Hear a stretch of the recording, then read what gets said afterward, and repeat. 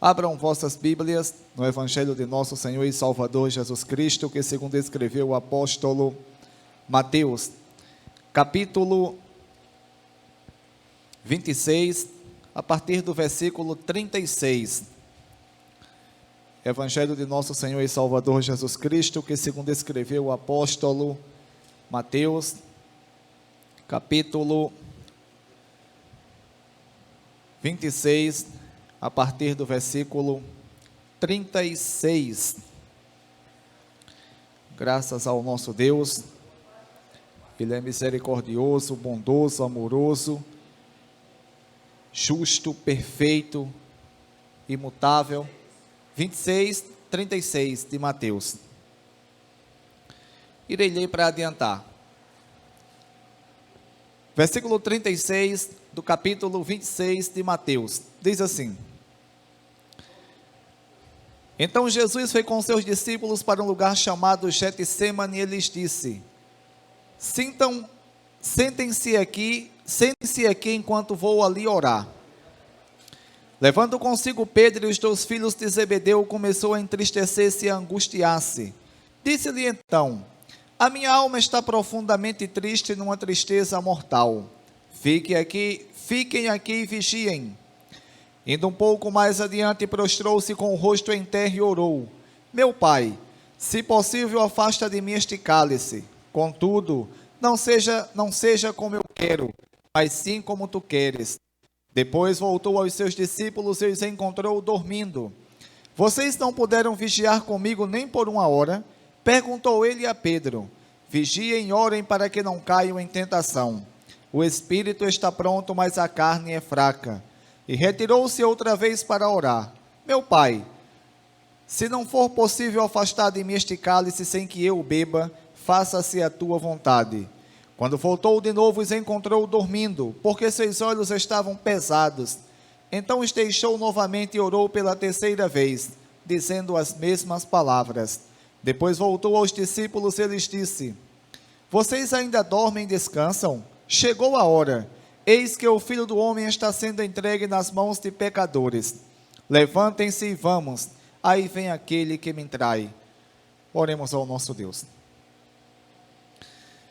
Bendito Deus, eterno, poderoso, santo, glorioso, excelso, sublime, majestoso Pai. Em nome do teu santo e poderoso Filho Jesus Cristo, te agradecemos por tudo. Deus bendito, o fato de estarmos aqui, Deus, sabemos que é um ato da tua graça, um ato das misericórdias do Senhor. Portanto, Deus, obrigado. Obrigado, Deus, por cada um que aqui está. Obrigado por tudo, Deus, o que já foi falado, o que já foi ensinado, por os louvores que assim, Deus, o Senhor tem feito com que nós venhamos a entoarmos ao Senhor. Portanto, Deus, em nome do teu Filho amado Jesus, só temos a te agradecer. Bendito e santo Deus, em nome de Jesus, ilumine a minha mente, Deus. Obrigado também pela palavra que foi lida, ilumine a minha mente, me dê entendimento da mesma, Deus. Deus, me usa como um canal de transmissão da tua palavra. Deus, que eu não venha aumentar, também que eu não venha diminuir. Entretanto, Deus, que o Senhor venha me fazer, que o Senhor venha fazer com que eu entenda a tua palavra verdadeiramente e venha fazer exposição da mesma. Leva, Deus, essa palavra a cada coração que aqui está. Deus, ilumine as mentes, ilumine os entendimentos, para que todos aqui que estão, Deus, possam entender. Deus, convence do pecado, da justiça, do juízo. Liberta, Deus, em nome de Jesus. Assim te peço e te agradeço. Amém.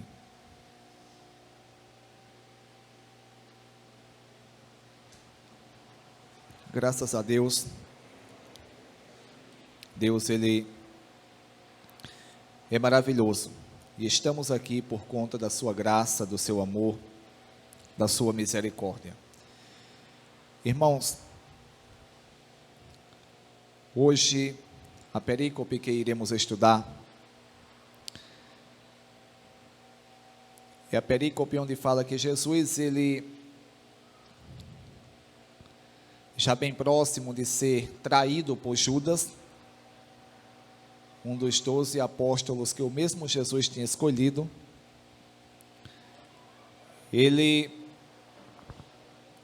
vai até o jardim do Getsêmani, para assim orar. Acredito que os irmãos que aqui estão lembram muito bem que no último domingo, quando eu fiz a exposição do texto sagrado, e na ocasião de domingo, a exposição do texto foi exatamente na perícope onde Jesus, ele ali, antecipadamente, ele prediz que os discípulos ainda, na noite que Jesus estava dizendo, iriam trair ele. Não, iriam abandonar ele. E Jesus, após dizer isso, Pedro, ele toma a frente e fala: mestre, ainda que todos te abandonem, eu jamais te abandonarei. E de imediato Jesus, ele fala: Pedro, antes que o galo cante, 3 vezes você há de me negar. E Pedro disse que, se possível, ele daria vida por Jesus, mas jamais abandonaria Jesus. E os demais discípulos que estavam ali com Pedro, repetiram a mesma coisa. Entretanto,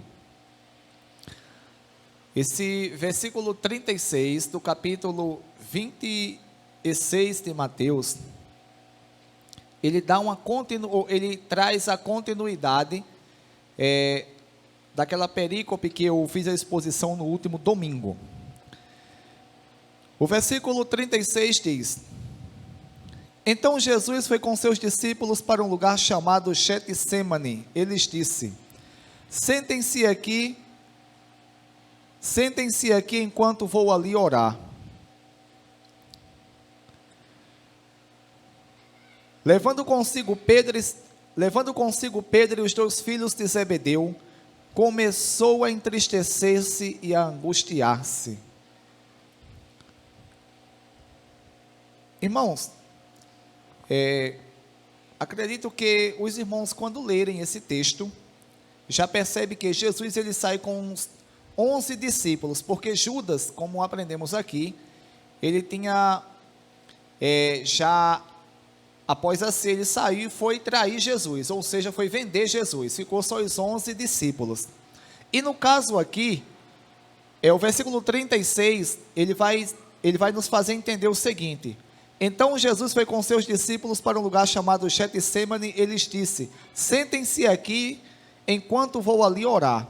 Jesus pediu que os seus demais discípulos, ou seja, 8 discípulos, porque o texto diz que ele leva consigo Pedro e os 2 filhos de Zebedeu, ou seja, ele leva consigo Pedro, Tiago e João. Tiago e João eram os filhos de Zebedeu, de acordo com o que as Escrituras vai nos ensinar, e até mesmo o texto paralelo, ou seja, o texto da mesma natureza que o apóstolo ou o evangelista Marcos, ele escreve.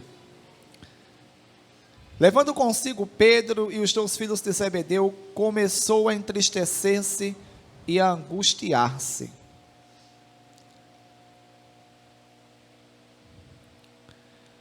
Disse-lhe então Jesus: a minha alma está profundamente triste, numa tristeza mortal.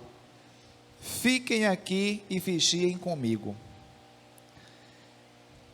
Irmãos,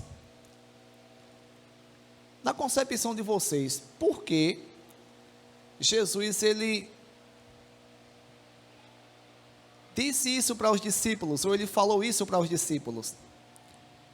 Que a sua alma estava, ele começou a entristecer, como diz, né? Começou a entristecer-se e a angustiar-se. Ele começou a se entristecer e a se angustiar-se, e o próprio Jesus disse: a minha alma está profundamente triste, numa tristeza mortal. Fiquem aqui e vigiem comigo. Por quê? Jesus, ele estava com esse sentimento, essa tristeza, essa angústia, e a alma profundamente triste, numa tristeza mortal. Infelizmente, como eu tenho relatado aqui para os irmãos, e os irmãos são testemunhas também oculares, são testemunhas oculares, de algumas vezes ter ouvido alguns pregadores, eles pregarem a palavra, e na verdade eles pregando estão completamente desconexos, ou o que eles estão pregando é completamente desconexos com o que a palavra de Deus realmente ensina. Eu confesso aos irmãos que durante bastante tempo, eu já tinha bastante tempo de crente, desde o princípio que Deus me chamou, e depois de bastante tempo de crente, eu lembro-me constantemente que muitos e muitos pregadores diziam, ao ler esse texto, que Jesus, ele como homem, ele tinha ficado com medo de ir para a cruz e morrer. Irmãos, isso é um equívoco, isso é um erro, isso é uma mentira. Jesus, em momento algum, ele ficou com medo de ir para a cruz e morrer. Em momento algum. Pelo contrário, Jesus mesmo, ele juntamente com a Santíssima Trindade, como sempre tenho falado aqui em um conselho eterno, Jesus, ele planejou tudo, não só Jesus, mas a Santíssima Trindade, que o Deus eterno, ele é um Deus único, é um Deus soberano, é um Deus que é único em essência, em ser, mas subsistem três pessoas distintas e iguais.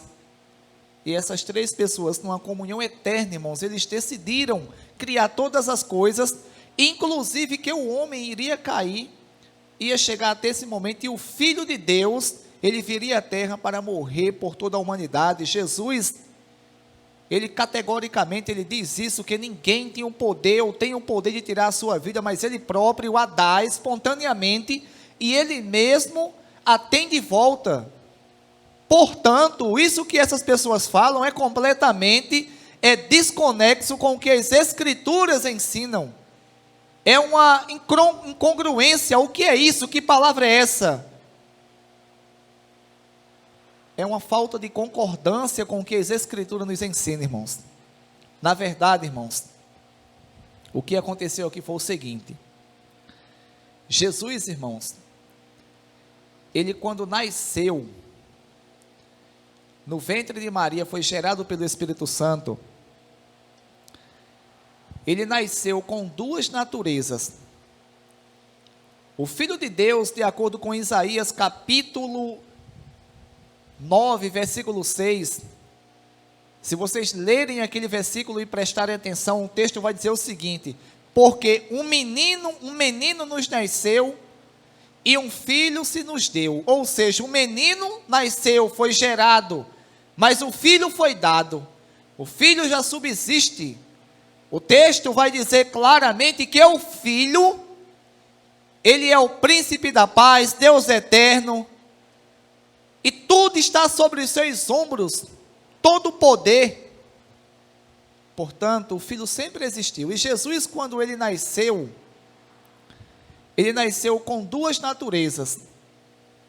Isso é conhecido entre os teólogos como união hipostata de Cristo. União hipostata de Cristo. Que Jesus, quando veio à terra, tinha duas naturezas: a natureza humana e a natureza divina.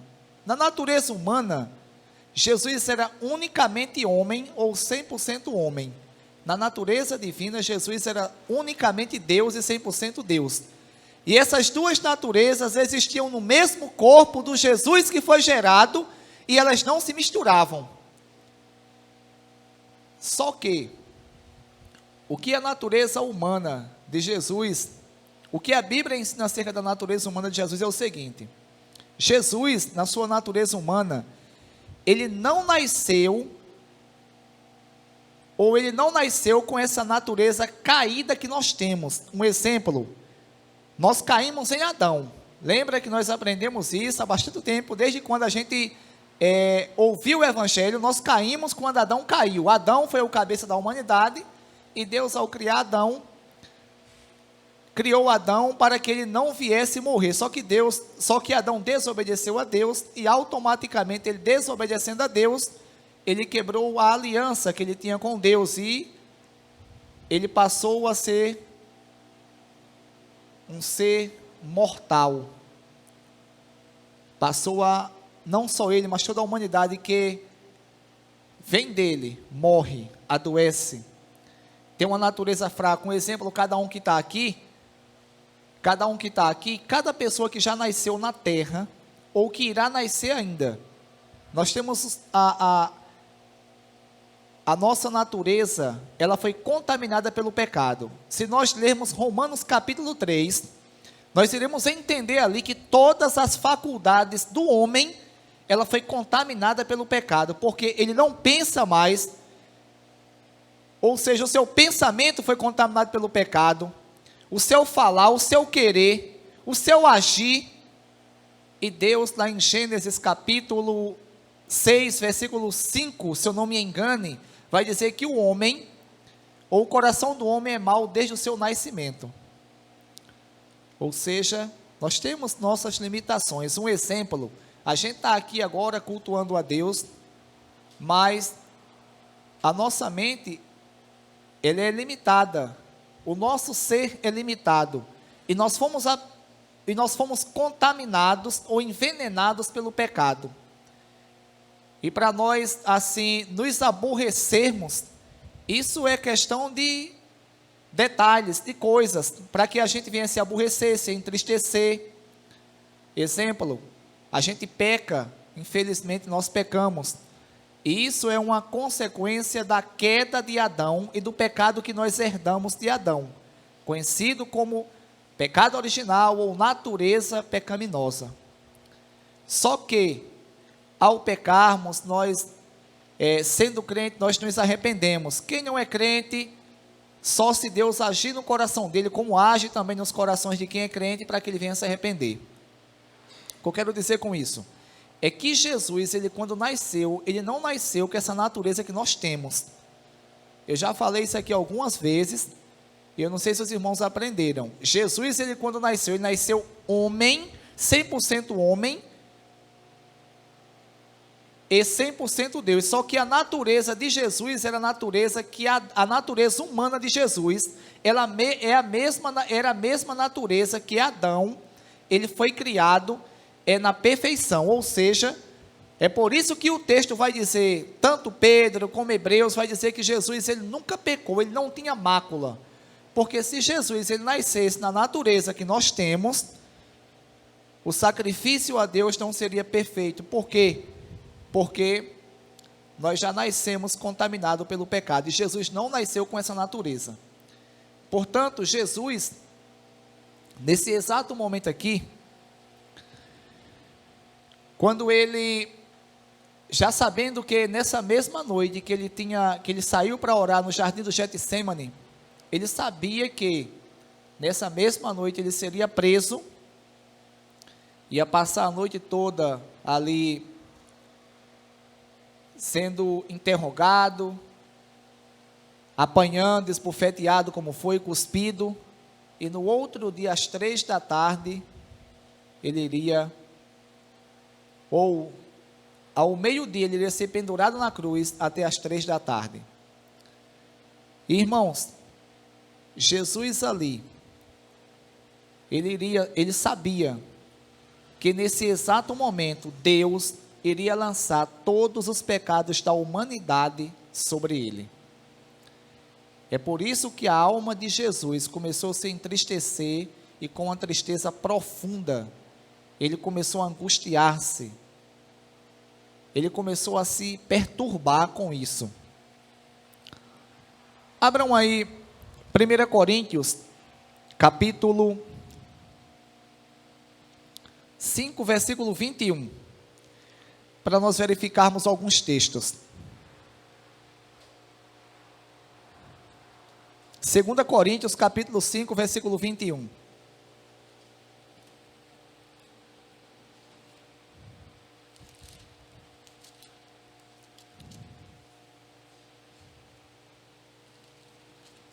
Eu vou ler para adiantar.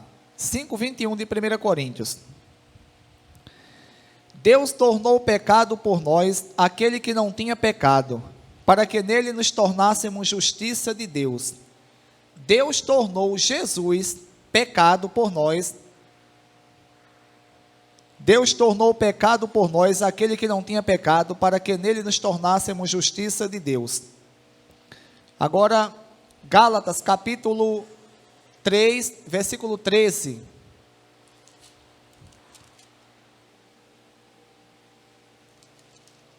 Eu vou ler para adiantar.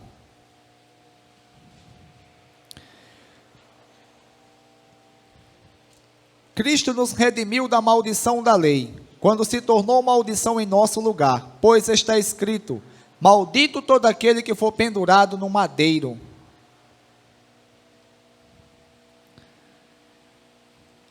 Primeira Pedro, capítulo 2, versículo 24.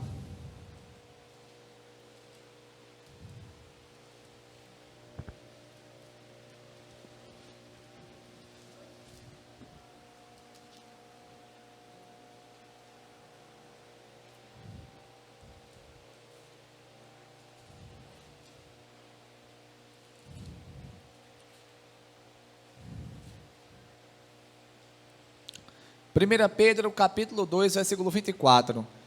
Ele mesmo levou em seu corpo os nossos pecados sobre o madeiro, a fim de que morrêssemos para os pecados e vivêssemos para a justiça. Por suas feridas vocês foram curados. Irmãos,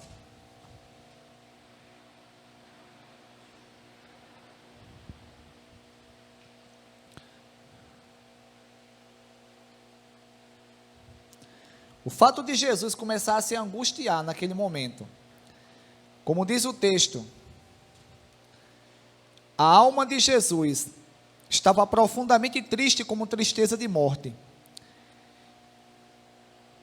Era porque era o fato do Filho de Deus, que não tinha pecado algum, ele agora saber que todos os pecados da humanidade iriam ser lançados sobre ele. Eu acredito que todas as pessoas que já pecaram ou que pecam após pecar, eles sentem o peso do pecado. Não existe ninguém, absolutamente ninguém na terra, que ao cometer um pecado, a sua mente não o acuse. Porque a Bíblia Sagrada vai nos ensinar que quando o homem, ou que Deus ele colocou no homem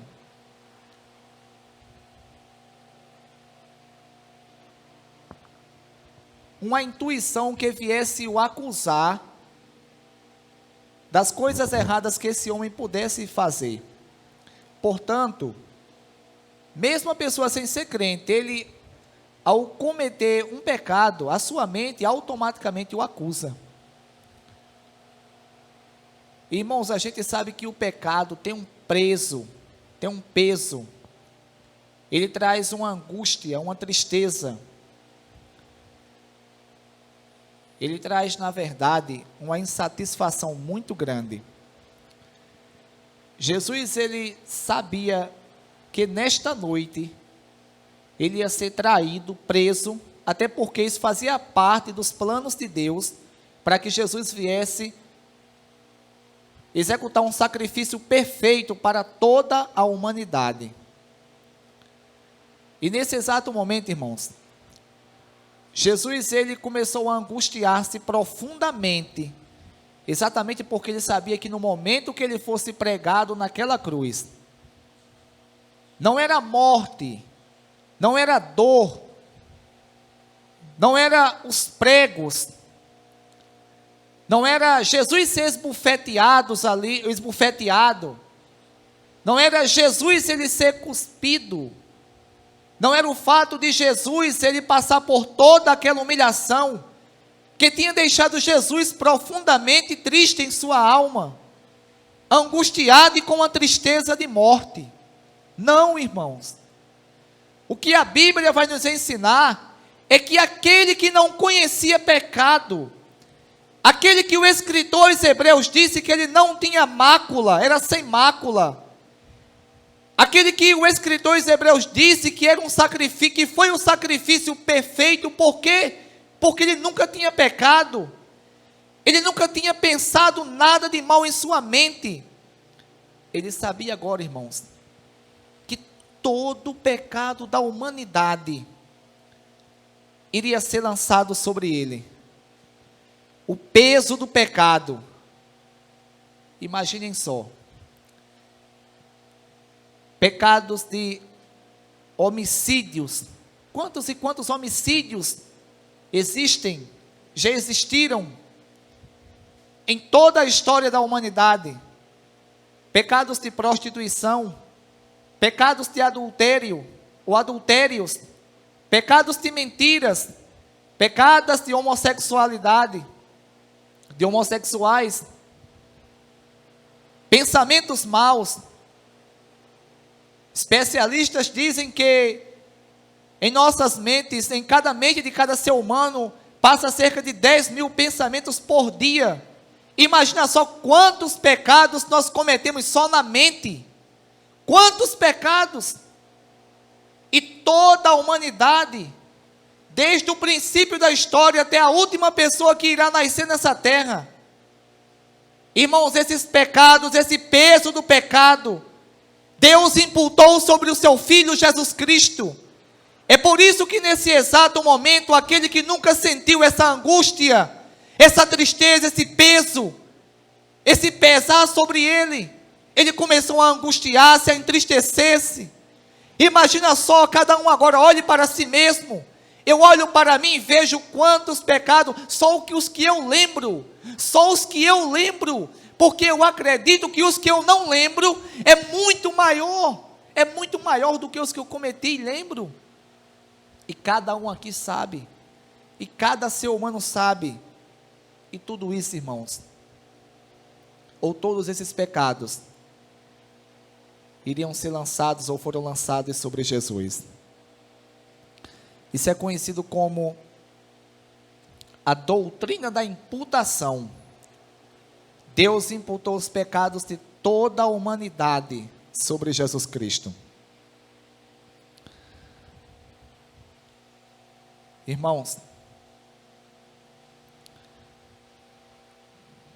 eu fico pensando como é que tantas e tantas pessoas ouvem acerca do Evangelho, ouvem a exposição da palavra de Deus e ainda decidem rejeitar, resistir a Deus Pai, resistir ao Espírito Santo, resistir ao Evangelho, resistir, irmãos, à salvação que é dada gratuitamente por Deus a toda a humanidade.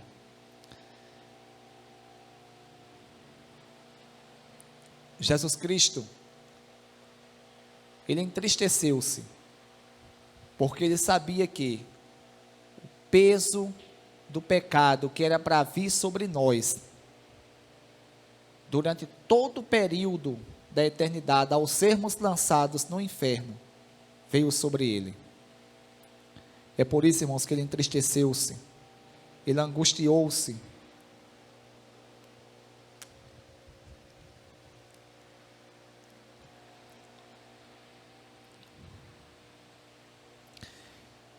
Versículo 39.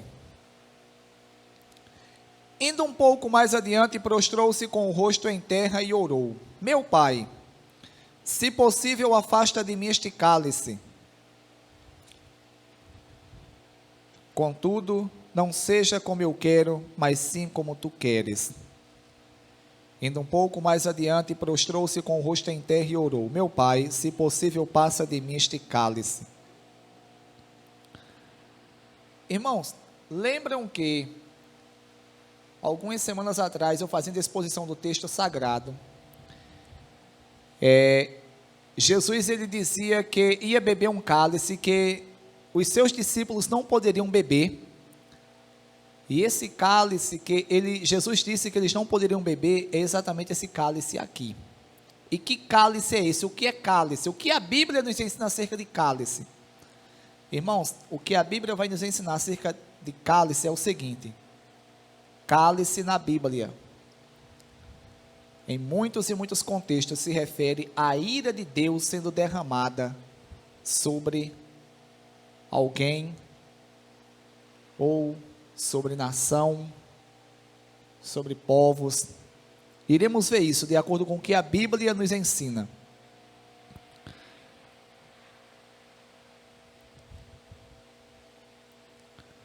Abram aí o Salmo 75, versículo 8.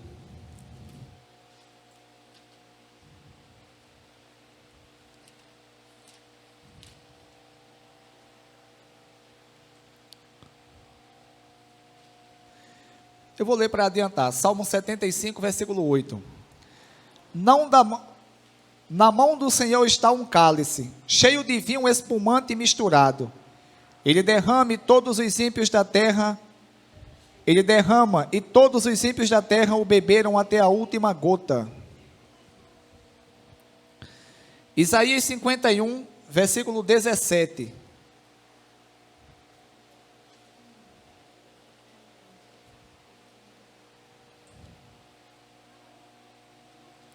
Isaías capítulo 51, versículo 17.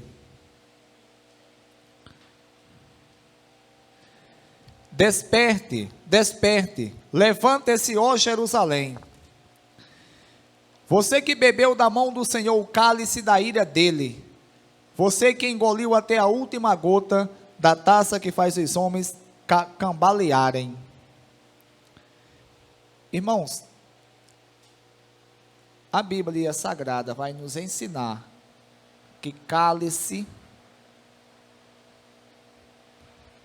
e principalmente no contexto que Jesus está ensinando aqui, se refere à ira de Deus sendo derramado, ou derramada. E Jesus, como diz o texto, indo um pouco mais adiante, prostrou-se com o rosto em terra e orou: meu Pai, se for possível, afasta de mim este cálice. Jesus, ele sabia também que, ao Deus imputar todos os pecados da humanidade sobre ele, Deus iria derramar a ira dele, a ira de Deus sobre Cristo Jesus. Aquilo que nós merecíamos, irmãos, foi derramado sobre Jesus. A recompensa que nós merecíamos por todos os pecados que nós cometemos, na verdade, já nascemos em pecado, já nascemos condenados, por conta que o nosso primeiro pai, ou o pai de toda a humanidade, Adão, ele pecou, e nós, como filhos de Adão, da genealogia de Adão, ou seja, toda a raça humana, herdamos esse pecado de Adão. Portanto, já nascemos em pecado. E sem contar os pecados que nós cometemos diariamente. Como disse aqui no outro momento, há poucos instantes atrás, especialistas dizem que cerca de 10 mil pensamentos passam na mente de cada ser humano por dia. Imagina quantos pecados nós cometemos só na mente. E tudo isso, irmãos, tem uma consequência para a pessoa que peca. Na verdade, o castigo que nós merecíamos, ele foi lançado sobre Jesus Cristo. E o que nos chama bastante atenção é que, que esse castigo não foi lançado sobre Jesus, porque Deus pegou Jesus, e Jesus era submisso a Deus, e Deus o pegou, e o constrangeu, e o forçou a ir para a cruz, ou ele ia, ou Deus destruiria ele. E Jesus assim, ele foi castigado, mas ele não queria ser castigado, pelo contrário. Nós bem conhecemos as Escrituras, a Bíblia vai nos ensinar claramente que Jesus, ele veio à terra com esse propósito. Jesus, ele por inúmeras vezes, ele disse: olha, eu irei, é necessário que eu vá a Jerusalém, eu me entregue aos principais dos sacerdotes, irei ser castigado, irei morrer, mas ao terceiro dia irei ressuscitar. Irmãos, que amor Um Deus que é poderoso, que é criador. Estava hoje estudando sobre a doutrina de Deus, não na teologia de Wagner Gruden, na qual estamos estudando na escola bíblica, mas no outro livro de teologia, na verdade um curso de teologia completo em um livro que eu tenho. Irmãos, estudando acerca do Deus Todo-Poderoso, olha o que a Bíblia nos ensina. Deus, metafisicamente Ele é. Metafisicamente Deus, Ele existe por si mesmo, ou seja, ninguém o criou, Ele é eterno e Ele é imutável. Um Deus que metafisicamente existe por si mesmo, é eterno e é imutável, não muda. Um Deus que intelectualmente, Ele é onipotente, ou seja, pode todas as coisas, Ele é sábio e Ele é perfeito. Esse Deus, Ele se fez carne, irmãos, para morrer por nós, pessoas falhas. Irmãos, é diante desses textos bíblicos, e de quanto mais nós estudamos acerca de Deus, de quanto mais o Espírito Santo, Ele tem me levado a me aprofundar nas Escrituras, que eu não consigo entender. João capítulo 3, versículo 16, quando Jesus fala, porque Deus amou o mundo de uma tal maneira, que deu o seu único Filho. Irmãos, que maneira foi essa? Ele não foi pegado à força, como aquele sirineu que ia passando e constrangeram, ou seja, a palavra constranger, ela significa forçar, forçaram o sirineu a carregar aquela cruz. Agora Jesus não, pelo contrário, Jesus não, Ele voluntariamente, irmãos, voluntariamente, Ele sabendo que ia ser derramado toda a ira de Deus, por mais que Ele, como ser humano, que nunca tinha pecado, que nunca tinha sentido ali a angústia, o peso do pecado, ia sentir a angústia, o peso e a ira de Deus derramada sobre Ele, e Deus naquele exato momento, irmãos, o abandonou, como Ele mesmo orou. Por quê? Porque, imagina só, a Bíblia diz o quê? Que os nossos pecados nos afastam de Deus, não é isso?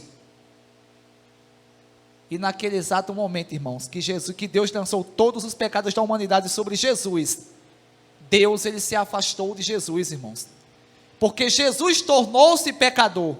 O próprio Deus pegou e lançou todos os pecados sobre Ele. Os meus pecados, os pecados de vocês, os pecados de nossos parentes, os pecados de todas as pessoas que existem sobre a terra, e a ira de Deus sobre Ele. Irmãos, isso é um Deus amoroso, é um Deus perfeito.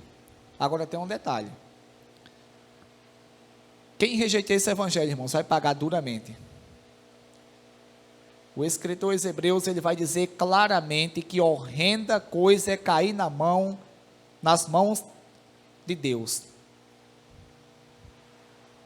O escritor aos Hebreus vai dizer também que nós não devemos fazer igual o povo de Israel, que resistiram tanto ao Espírito Santo, lá na época do Antigo Testamento, na época que eles saíram ali do Egito, que Deus os resgatou do Egito, que resistiram tanto que se tornou uma blasfêmia. E ele disse que aquelas pessoas tiveram suas punições. Aí ele diz, imagina nós, se negligenciarmos tão grande salvação, se rejeitarmos esse evangelho, irmãos, a gente não está aqui brincando, não. A gente estamos aqui para cultuarmos ao nosso Deus, porque Ele é digno de cultuarmos a Ele, e sabemos que é um Deus todo-poderoso, e todos quantos o rejeitam, irmãos, um dia vai pagar duramente, e esse preço que vai pagar nunca mais terá fim.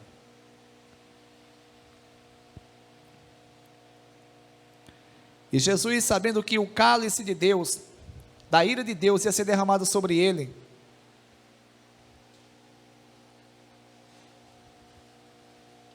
Jesus, ele ora: meu Pai, se possível, afasta de mim este cálice, contudo, não seja como eu quero, mas sim como tu queres. Irmãos, uma coisa que eu quero explicar aqui. A gente tem que entender uma coisa aqui. Jesus aqui, ele fala como homem. A gente vê aqui uma submissão de Jesus para com a pessoa de Deus Pai. Constantemente, as pessoas que se intitulam testemunhas de Jeová, que na verdade elas não são testemunhas de Jeová. A Bíblia Sagrada vai chamar algumas pessoas de testemunhas de Jeová, mas lá no Antigo Testamento, e se referindo a Israel. E até porque, eu já falei isso aqui algumas vezes, e espero ter a oportunidade aqui de ensinar os irmãos e mostrar que a palavra Jeová, o tetragrama que é YWH, porque lá no Antigo Testamento, depois que o povo de Israel, eles perderam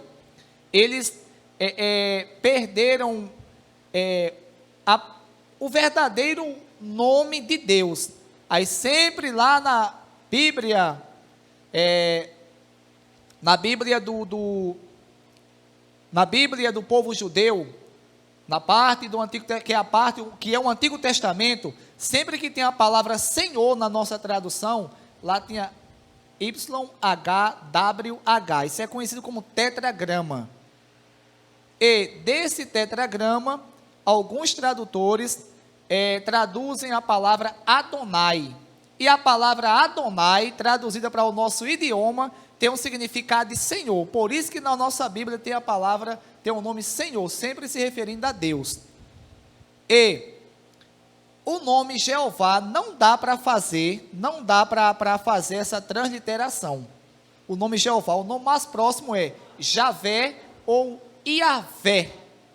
Javé ou Iavé. Jeová é uma tradução errada, mas eles constantemente dizem que Jeová é o nome de Deus e afirmam. Jeová realmente é o nome de Deus. Mas isso aí, na verdade, não vou dizer que é um equívoco deles, é uma mentira.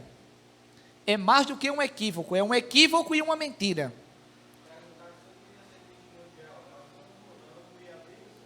É interessante que eles se acham os senhores sabichãos, mas interpretam as escrituras completamente diferente do que a palavra de Deus vai nos ensinar. Irmãos, eles constantemente usam esses textos aqui, onde Jesus, ele mostra a sua submissão a Deus, para dizer que Jesus, ele é criatura de Deus. Estão entendendo? Exemplo, esse texto aqui, Jesus fala: Senhor, fala: Pai, meu Pai, se possível, afasta de mim esse cálice, contudo, não seja como eu quero, mas sim como tu queres. A gente vê a submissão de Jesus, né? Para com Deus Pai. Por quê? Porque Jesus, ele tinha se feito homem, e quando ele se fez homem, ele tinha duas naturezas. Aqui ele estava agindo com a sua natureza humana. E na sua natureza humana, ele era inferior ao Pai e submisso ao Pai. Entretanto, a Bíblia Sagrada, ela vai nos mostrar inúmeras vezes nos evangelhos, Jesus, ele recebendo adoração, que só o Pai pode receber adoração, e ele recebeu adoração, ou seja, mostrou que é igual ao Pai. Ele sendo onisciente, ele tendo ciência das coisas que estavam acontecendo no momento, e só quem tem esse atributo ou essa qualidade é exatamente o Pai, o Filho e o Espírito Santo, e os três são um só. Portanto, que os irmãos venham entender esses pontos. Mas a gente não pode deixar de ver aqui a submissão de Jesus como homem. Ele, como homem, era inferior ao Pai, e mesmo ele, na sua natureza divina, sendo igual ao Pai, como homem, ele era inferior, e ele obedecia a Deus em tudo, e obedeceu a Deus em tudo. Interessante que o próprio Filho de Deus, ele diz: Pai, se possível, passa de mim esse cálice. Se possível. mas contudo seja feita a tua vontade. Constantemente a gente ouve, principalmente entre pregadores televisíveis, eles dizerem assim: eu determino isso, eu determino aquilo outro, eu quero isso, eu quero aquilo. Como eu estava conversando com os irmãos que estiveram na minha casa na última sexta-feira para a escola bíblica, e eu conversando, como já conversei também com a irmã Lucinha, ela está aqui conosco, graças a Deus, e eu falando da questão de campanha. Irmãos, a campanha, essas campanhas que tem em certas igrejas por aí, em parte isso é errado demais. Por quê? Exemplo, orar, a gente tem que orar em todo e qualquer momento. É obrigação de todo cristão, porque da forma que nós temos a necessidade de nos alimentarmos, para assim nutrirmos o nosso corpo físico, nós também temos a necessidade de nos alimentarmos espiritualmente. E como é que nos alimentamos espiritualmente? Lendo as Escrituras, orando, jejuando, andando em comunhão com Deus, em obediência a Ele. A questão de campanha, que eu não sou muito de acordo, de dizer, vamos fazer uma campanha para que Deus faça isso e aquilo.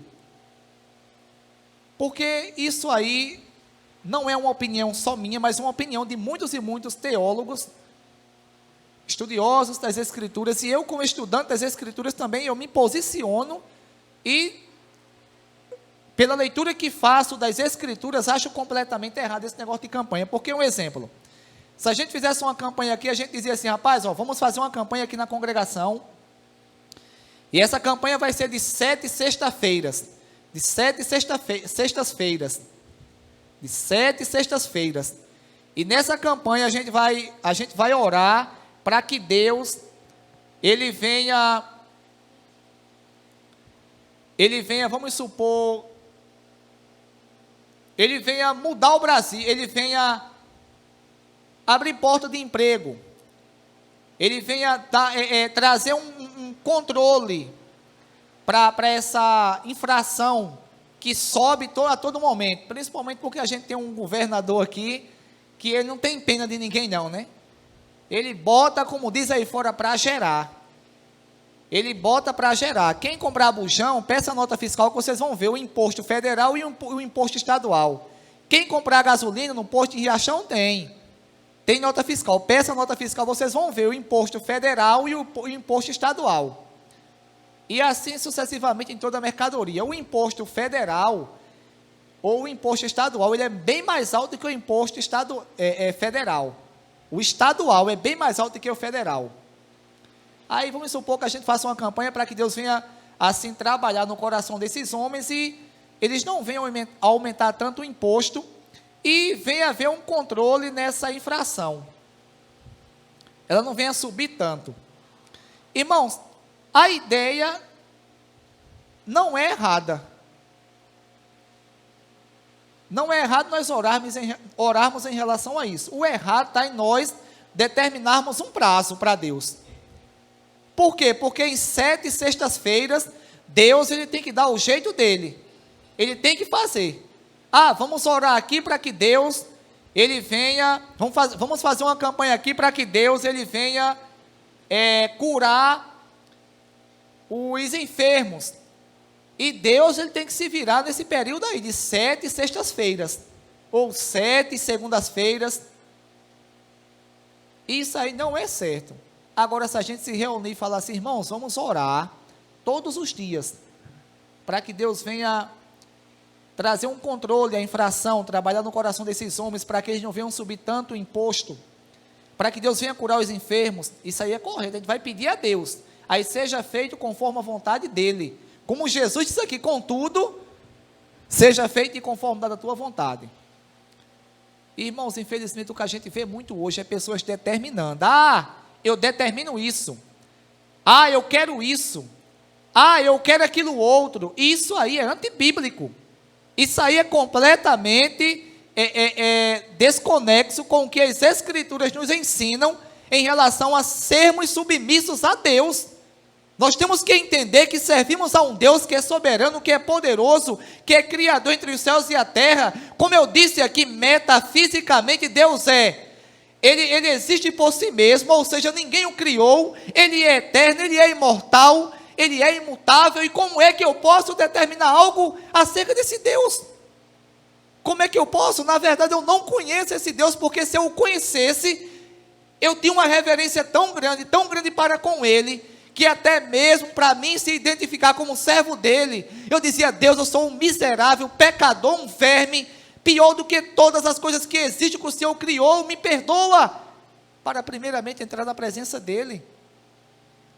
Irmãos, o Deus que nós servimos, Ele é um Deus soberano, Ele é um Deus que é Senhor dos céus e da terra, e Ele não é submisso a ninguém aqui, Ele não depende de ninguém.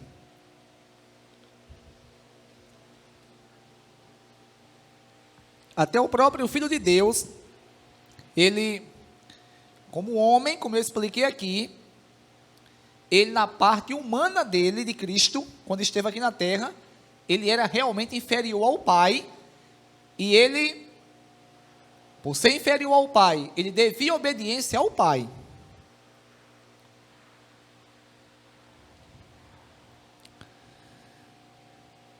Versículo 40. Depois voltou aos seus discípulos e os encontrou dormindo. Vocês não puderam vigiar comigo nem por uma hora? Perguntou ele a Pedro. Vigiem e orem para que não caiam em tentação. O espírito está pronto, mas a carne é fraca. Irmãos, o interessante é que se vocês lerem a perícope que nós estudamos no último domingo, vocês irão ver claramente que Jesus, Ele diz aos discípulos que naquela noite todos iriam abandonar Ele. Todos iriam abandonar Ele. E ali todos começaram a dizer: não, isso a gente não vai fazer jamais. E Pedro ali tomou a frente e disse: Mestre, se possível, darei a minha vida pelo Senhor. E Jesus falou: Pedro, ainda esta noite, antes que o galo cante, você me negará 3 vezes. E Pedro falou que iria com Jesus até a morte.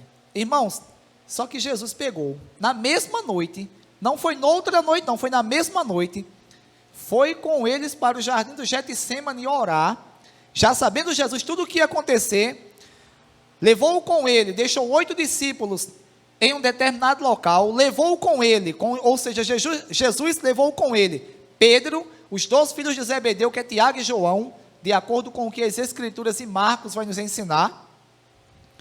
E Jesus, quando estava orando, que voltou, eles estavam dormindo. E Jesus falou aqui, ó: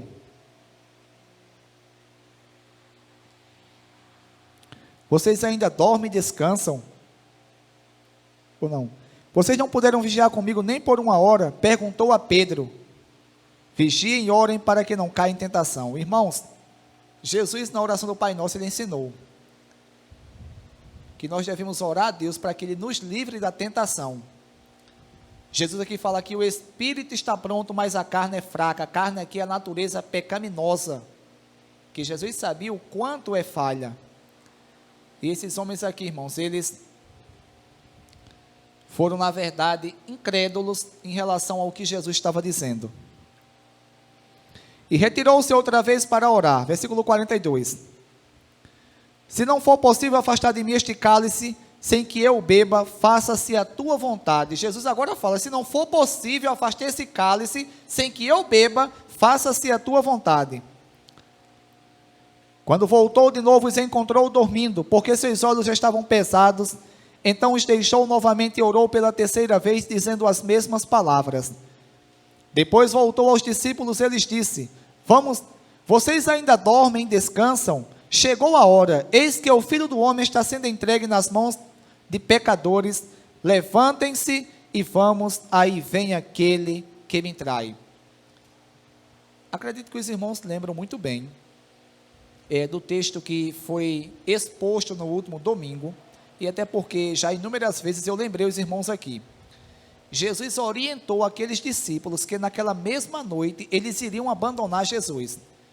Agora, para vocês verem como é que o homem é falho, os discípulos que Jesus escolheu, irmãos, mesmo Jesus dizendo tudo isso, Jesus separou eles para orar, levou Pedro, Tiago e João com ele, e eles ainda foram dormir.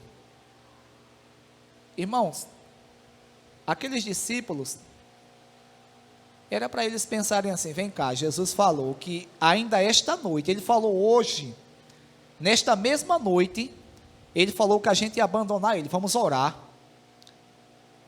para que Deus nos dê misericórdia, e a gente não venha assim abandonar o nosso mestre.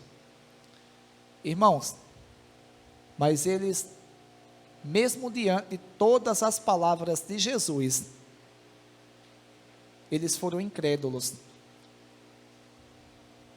eles não oraram, eles dormiram, e aconteceu o que aconteceu, né? Pedro, ou seja, todos abandonaram a Jesus, Pedro negou a Jesus 3 vezes. Irmãos, eu não vou dizer aqui que, se eles tivessem orado, eles não tinham negado a Jesus, até porque o texto sagrado não vai nos ensinar isso.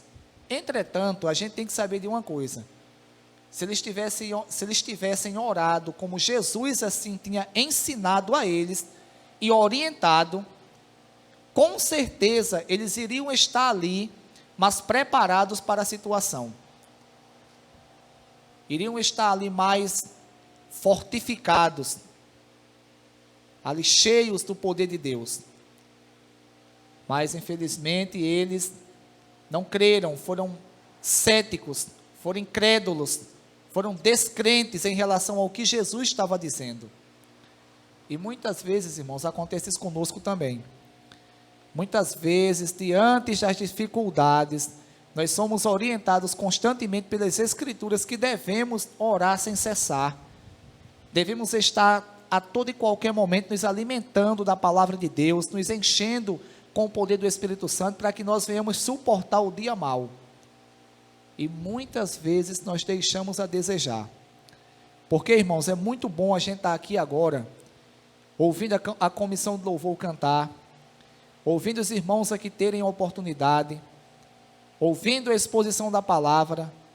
É muito bom, é muito satisfatório. Só que nos momentos de dificuldades, a gente precisa também estarmos cheios do poder do Espírito Santo, para que nós venhamos resistirmos às tentações diabólicas.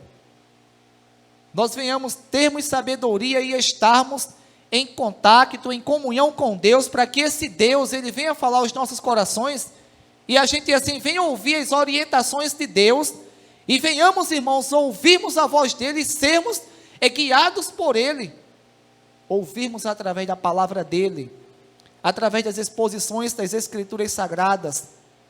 Irmãos, e se nós não tivermos contato com Deus, não tivermos intimidades com Deus, porque no nosso dia a dia nós se preocupamos ou perdemos o nosso tempo com tantas e tantas coisas, e esquecemos de buscarmos a Deus, de nos enchermos com o Espírito Santo de Deus, podem ter certeza, irmãos, no dia mau, a gente vai sofrer muito, iremos pecar mais do que já pecamos, e as consequências muitas vezes são trágicas. Esses mesmos discípulos aqui, irmãos, eles, após Jesus morrer, ressuscitar ao 3º dia, passar 40 dias aqui na terra, aparecendo de 8 em 8 dias, e após a assunção de Jesus aos céus, ou Jesus ser assunto aos céus, subir aos céus, após 10 dias a ascensão de Jesus, o Espírito Santo descer sobre plenitude, ou seja, na sua totalidade, sobre esses discípulos e todos quantos tinham decidido seguir a Jesus Cristo ali, em Israel e na Judeia.